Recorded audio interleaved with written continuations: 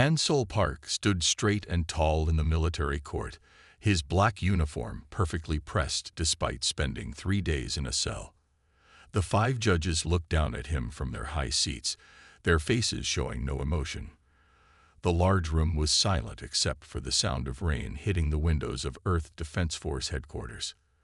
"Lieutenant Hansol Park," the head judge said, "you have been found guilty of treason against Earth and its colonies. The evidence shows you sold military secrets to the enemy." Hansol's hands turned into fists, but he kept his face calm. He knew he was innocent. Someone had planted fake evidence on his computer, but he couldn't prove it. "Not yet. Your service record saved you from death," the judge continued. "Instead, you will be exiled to planet XO 394. Hansol's heart stopped for a moment. XO 394 was known as the death world among space travelers. Its endless jungles were filled with deadly creatures and poisonous plants. No human had survived there for more than a month. 2 guards grabbed his arms and led him out of the court. Through the hallways, other officers turned away when they saw him. These were people he had served with, fought beside, and saved in battle. Now they believed he was a traitor. The guards took him to a small transport ship. Inside, they gave him a survival pack: 1 knife, 1 water filter, 3 days of food, and basic medical supplies. It was barely enough to survive a week. "Any last words, traitor?" one guard asked with a sneer. Hansol looked at him calmly. "Remember my face," he said, "because one day I'll be back to prove my innocence." The ship took off from Earth. Hansol watched through a small window as his home planet grew smaller and smaller. He had been born in Busan, South Korea, joined the Earth Defense Force at 18, and worked his way up to lieutenant by age 28. Now, at 30, everything he had worked for was gone. The journey to XO 394 took 2 days. Hansol spent the time studying the few maps and reports about the planet. The entire world was covered in thick jungle. The air was breathable but full of strange spores. The days were hot, and the nights were cold. Most of the animals were deadly. Finally, the ship entered the planet's atmosphere. Through the clouds, Hansol saw nothing but green, an endless ocean of trees stretching to the horizon. The ship flew low over the canopy, then stopped over a small clearing. "Time to go," the pilot said through the speaker. A door opened in the floor. Hansol adjusted his survival pack and took a deep breath. Without a word, he jumped. The fall wasn't long, about 30 feet. He landed hard but rolled to absorb the impact, just as he had been trained. When he stood up, the ship was already gone, leaving him alone in the alien jungle. The trees around him were enormous, with trunks wider than buildings. Strange birds called from above, and unknown creatures moved in the shadows. The air was thick and humid, making it hard to breathe. Hansol checked his compass, but the needle spun wildly. Something in the planet's core messed with magnetic fields. He was truly lost. "Survive," he said to himself. "Survive and prove them wrong." He picked a direction and started walking. The jungle seemed to watch him, waiting to see if this human would live or die. But Hansol had no intention of dying. Someone had set him up, destroyed his life, and sent him here to disappear. They had made a big mistake. They should have killed him when they had the chance. The jungle grew darker as the alien sun began to set. Strange lights started to glow in the plants around him. Somewhere in the distance, something roared. Hansol gripped his knife tighter and kept walking. His first goal was to find water and shelter before night fell. The exile had begun. Hansol spent his first night in a large hollow tree. The strange sounds of the jungle kept him awake, but at least he was safe from the glowing creatures that moved through the darkness. As the alien sun rose, he checked his supplies. 2 days of food left. He needed to find more soon. The morning air was thick with mist. Hansol filled his water bottle from a stream, using his filter to clean it. His military training taught him to always find water first. As he drank, He noticed something strange. The water had a sweet taste, even after filtering. He started exploring the area around his tree. The jungle floor was covered in soft moss that glowed faintly blue when stepped on. Many plants looked like earth plants, but their colors were wrong. Purple vines wrapped around orange trees. Red flowers released clouds of golden spores. Hansel found some fruit that looked like small blue apples. He remembered his survival training. Test new food carefully. He touched one to his lip. No burning. He took a tiny bite and waited an hour. When nothing bad happened, he ate one. It tasted like honey and gave him more energy than he expected. By midday, the heat was terrible. Sweat soaked his uniform. He had to stop and rest often. While sitting on a fallen tree, he heard something big moving through the jungle. Hansel quickly climbed a nearby tree, using the thick vines as ropes. A creature the size of a small car walked below him. It looked like a mix between a bear and a lizard, with scales instead of fur and 6 legs instead of 4. The beast sniffed the ground where Hansel had been sitting moments before. Then it moved on, crushing small trees in its path. Too close, Hansel whispered to himself. He needed better shelter and some weapons. His knife wouldn't stop something that big. He spent the afternoon gathering strong vines and sharp stones. By evening, he had made a spear and several traps around his hollow tree. He also found more of the blue fruits and stored them in his pack. That night, one of his traps caught a small animal that looked like a rabbit with feathers. Hansel hadn't eaten meat in 2 days. He cooked it carefully over a small fire, staying alert for predators attracted by the smell. The next morning, Hansel found a cave in a hillside. It would be better shelter than the hollow tree. He approached carefully, looking for signs of animals living there. The cave seemed empty, but he threw some stones inside to be sure. Nothing came out. Hansel went deeper into the cave, using a glowing vine as a light. The cave walls sparkled with strange crystals. He was about to decide this would be his new home when he heard a sound that made his blood freeze. Breathing. Something big was sleeping in the dark. He turned to run, but his foot hit a loose stone. The noise echoed through the cave. The breathing stopped. Then came a sound like giant bones cracking. Hansel ran as fast as he could toward the cave entrance. Behind him, something roared. The whole cave shook. Hansel didn't look back. He jumped over rocks and ducked under low passages. The creature was getting closer. He could feel its hot breath. Hansel burst out of the cave into daylight. He kept running through the jungle, jumping over fallen trees, and crashing through bushes.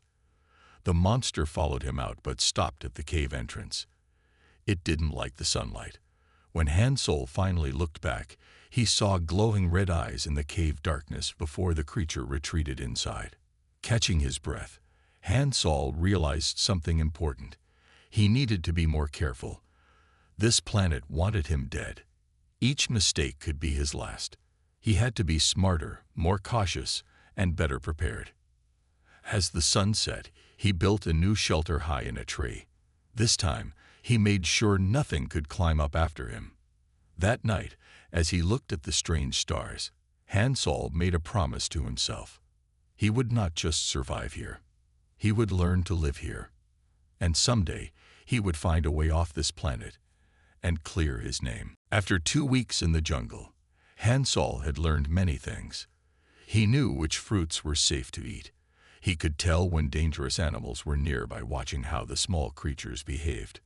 He had made better weapons using strong wood and sharp stones. His tree shelter was now well hidden and secure. One morning, while searching for water, Hansel noticed something different. Some branches were cut too cleanly to be broken by animals. Someone with tools had been here. He moved more carefully, looking for more signs. He found footprints in the soft ground near a stream. They looked almost human, but not quite right. The shape was different. Hansel followed the tracks, staying hidden in the thick plants. His heart beat faster. He wasn't alone on this planet. The tracks led to a small clearing. Hansel stopped at the edge, hiding behind a large tree. In the clearing, he saw her, the first intelligent being he had met on this world. She looked almost human, but her skin had a slight blue tint that seemed to shine in the sunlight. She was tall and strong-looking, wearing armor made from animal hide and carrying a spear that glowed with strange energy. The alien woman was collecting water samples in crystal containers. She moved with the grace of someone who knew the jungle well. Hansol watched, amazed. She looked dangerous but beautiful, like a warrior from ancient stories. Suddenly, she stood straight and turned toward his hiding place. "Come out," she said in a clear voice. The words were strange, but somehow Hansol understood them. "I have known you were there since you started following me." Hansol considered running, but that might make things worse. Slowly, he stepped out from behind the tree, holding his hands where she could see them. The alien woman looked at him with bright silver eyes. She didn't seem surprised to see a human. "I am Jia," she said. "You are the Sky-Fallen One. We have been watching you." "My name is Hansol," he replied, surprised that he could understand her. "How can we speak to each other?" Jaya touched a small crystal hanging from her neck. "The speaker stone helps us understand each other. We have learned many languages from the stars." She studied him carefully. "You have survived longer than we expected. Most sky people die in the first days. I was trained to survive," Hansol said. "I had no choice." Jaya walked closer, moving in a circle around him. Her spear remained ready, but not pointed at him. "Yes, we saw your training. You respect the jungle. You learn. You don't try to fight it like others did." She stopped in front of him. "Why were you sent here?" "I was accused of something I didn't do," Hansol explained. "They sent me here to die." Jaya's silver eyes narrowed. "Yet you live." She was quiet for a moment, thinking. "Come with me. The council should meet you. They will want to know about the one who survived our jungle." "Your jungle?" Hansol asked. "There are more of your people." Jaya smiled for the first time. Her teeth were white with a slight blue tint, like her skin. "Many more. We are the Naira. We have lived here since before your people learned to reach the stars." She turned and started walking. "Follow me. Stay close. The jungle is more dangerous than usual today." Hansol followed, his mind full of questions. As they walked, Jaya pointed out dangerous plants he hadn't noticed before. She moved through the jungle like it was her home, which it was. Hansol realized he had much to learn. "Why did you watch me instead of helping?" he asked as they walked.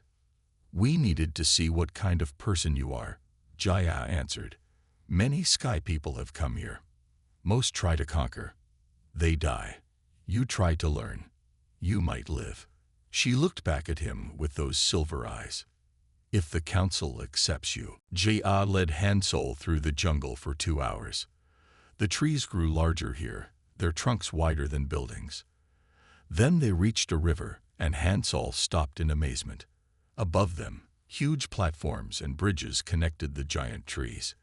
Glowing lights hung from vines, and people moved between the trees on rope bridges. "Welcome to our home," Jaya said. She touched her speaker stone and called up to the guards.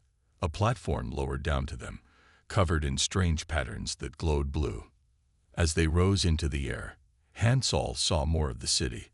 The Nyara had built their homes inside and around the massive trees without cutting them down. Everything worked with nature, not against it. Water flowed through crystal pipes that looked like vines. Gardens grew on every level, full of fruits and glowing plants. The platform stopped at a large opening in the biggest tree. Inside, the walls were smooth and lined with the same glowing crystals Hansol had seen in the cave. Jia led him to a round room where 5 Naira sat in carved wooden chairs. At the center sat an older woman with white hair that had streaks of blue in it.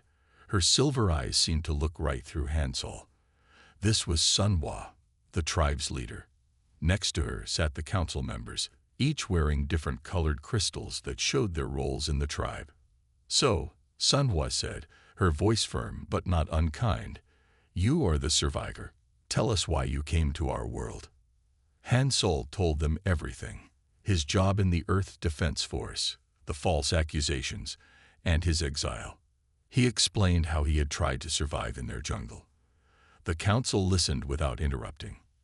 When he finished, a council member named Yunmi spoke.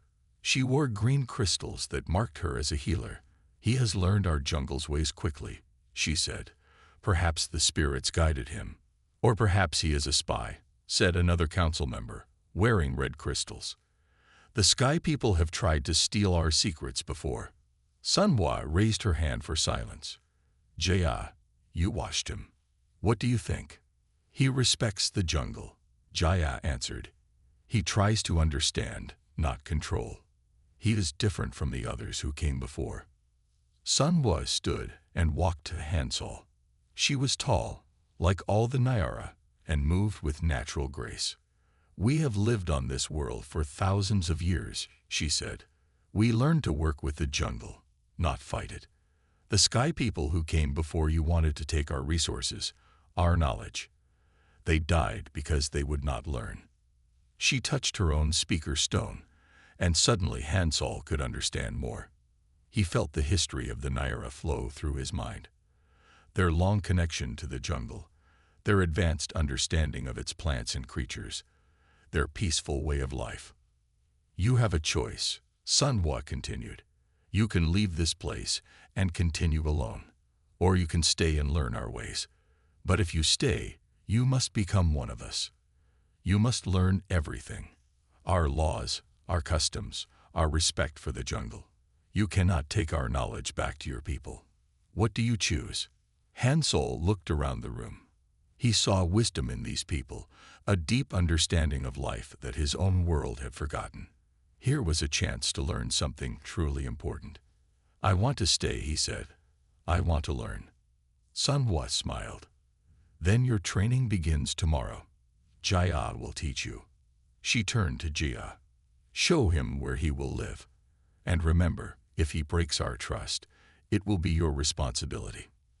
As they left the council room, Hansol realized his life had changed again.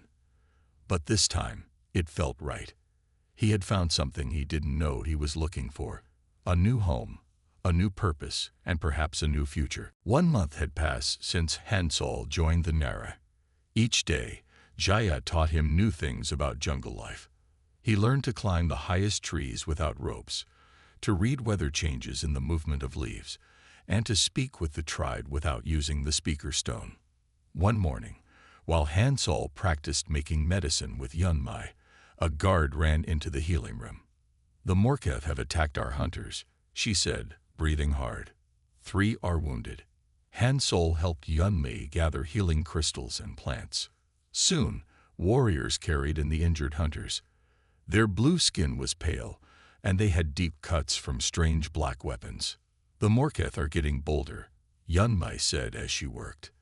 They never attacked so close to our city before. Hansol had heard about the Morketh.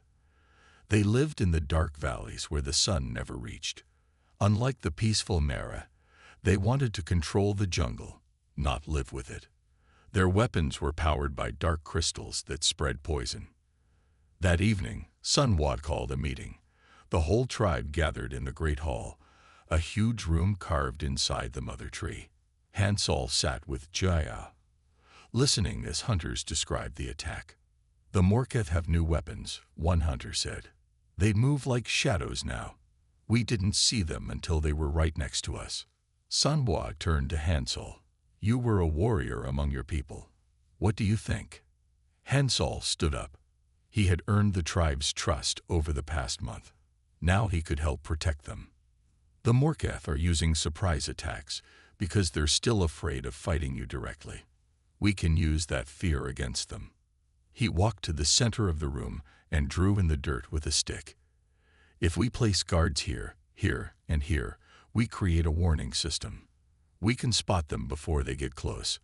And if we use the glowing vines as tripwires, they'll reveal themselves in the darkness. Jaya nodded. He's right. We know the jungle better than they do.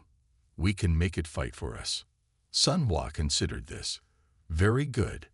Jia, you and Hansol will train our warriors in these new ways. We must protect our people. Over the next few days, Hansol taught the Naira warriors what he knew about defense and strategy. They were already excellent fighters, but his military training helped them think in new ways. Jia worked beside him, combining his ideas with Naira jungle skills. One night, as they set up warning systems, Jia asked him, "Do you miss your old life?" Hansol thought about it. "I miss proving my innocence, but here, I found something better than just being a soldier. The Nyara understand things my people have forgotten." Jaya touched his arm. Her hand was warm. "You're one of us now. We'll help you find the truth someday." She looked into his eyes. "I believe you were sent here for a reason." Suddenly, a warning cry came from the trees. Black shapes moved in the darkness below. The Morketh were attacking again. "Ready the defenses," Jaya called out. Warriors took their positions, weapons glowing with crystal energy. Hansol grabbed his own spear, now powered by Naira crystals. As he stood with Jaya and the other warriors, he felt proud. These people had given him a new home, a new purpose. Now he would help protect them, no matter what came from the darkness. The battle with the Morketh lasted until sunrise. Hansol and Jaya fought side by side, using their combined knowledge to protect the tribe. When the sun came up, the Morketh retreated to their dark valleys, leaving behind their strange weapons. While helping clean up after the battle, Hansol found something interesting. Inside one of the Morketh weapons was a crystal he recognized. It looked exactly like the ones used in Earth Defense Force energy rifles. "Jaya," he called, "look at this. These crystals aren't from your world." Jaya examined the crystal carefully. "You're right. The Morketh must have gotten these from somewhere else." She thought for a moment. "There is a place you should see, the Hall of Echoes. It holds memories from all who visited this world." They told Sun Hua about the crystal. She agreed they should visit the Hall of Echoes, a sacred place deep inside the mother tree. Yun Mei went with them, carrying special crystals for reading the old memories. The Hall of Echoes was a round room filled with glowing crystals of many colors. Each crystal held memories from different times. Yun Mi touched a large crystal in the center, and images filled the air around them. "These are memories from the past year," she explained, "before you came here." Hansol watched in amazement as the images moved. He saw Earth ships landing in the dark valleys. Men in familiar uniforms met with the Morketh. Then he recognized someone. Commander Du-hyun, the man who had accused him of treason. "Stop," Hansol said. "Show that again." The memory replayed. Du-hyun was giving crystals to the Morketh. In return, they gave him samples of dark plants that could make deadly poisons. He was trading illegal weapons for bioweapons, Hansol said quietly. "That's why he wanted me gone. I was getting too close to his secret operation." More memories played. They showed Du-hyun talking to other corrupt officers. "Park is asking too many questions," he said in the memory. "We'll plant evidence on his computer. Send him to XO 394. No one survives there."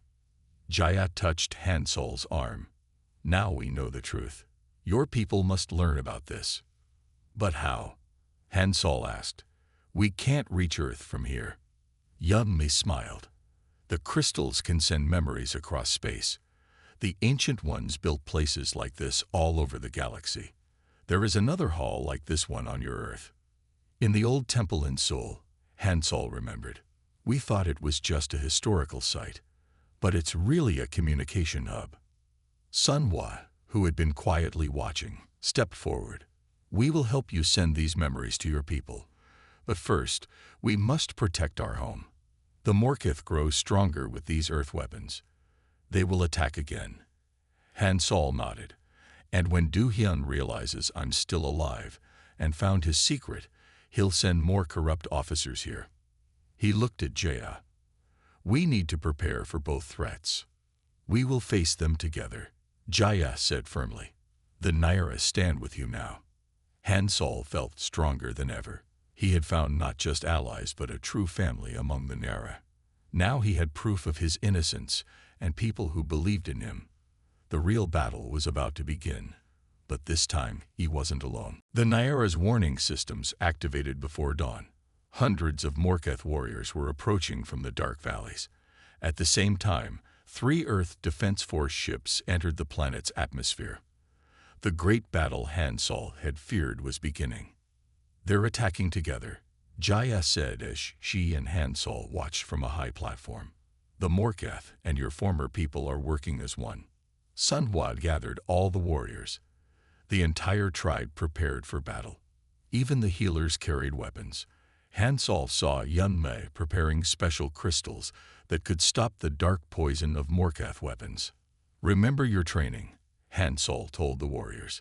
"Use the jungle to your advantage.